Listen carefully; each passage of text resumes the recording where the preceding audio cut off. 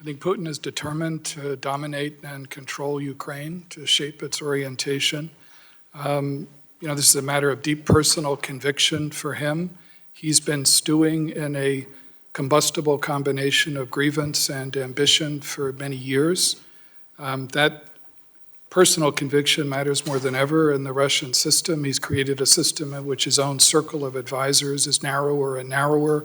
COVID has made that even narrower. And it's a system in which it's not proven career-enhancing for people to question or challenge his judgment, but unsettled about the impact on the global economy.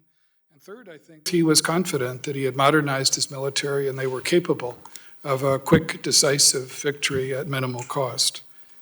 He's been proven wrong on every count. Those assumptions have proven to be profoundly flawed over the last 12 days of conflict.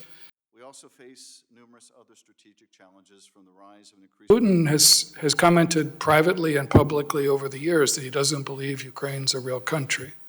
He's dead wrong about that. Real countries fight back. And that's what the Ukrainians have done quite heroically over the last 12 days.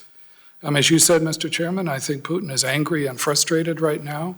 He's likely to double down and try to grind down the Ukrainian military with no regard for civilian casualties. Before us today, effectively, the United States... I fail to see, and our analysts fail to see, how he could sustain a puppet regime or a pro-Russian leadership that he tries to install in the face of what is massive opposition from the Ukrainian people. In many ways, it's been Putin's aggression going back to 2014 in Crimea that's created the strong sense of Ukrainian nationhood and sovereignty that he faces today. So I fail to see how he can produce that kind of an endgame. And where that leads, I think, is for an ugly next few weeks in which he doubles down, as I said before, with scant regard for civilian casualties, in which urban fighting can get even uglier. Crazy, or he's playing crazy. In an open setting. I think he's far more insulated from other points of view and people who would challenge or question his views.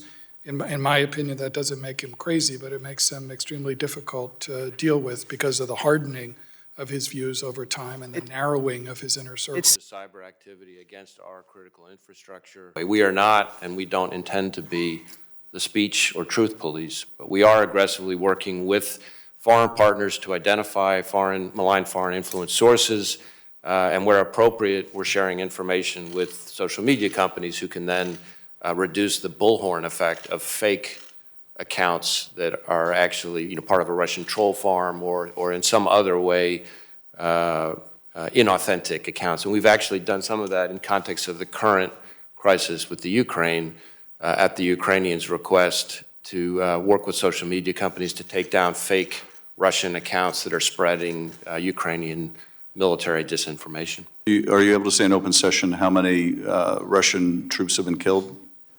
With low confidence, somewhere between 2,000 and 4,000. That number comes from some intelligence sources, but also open source and how we pull that together.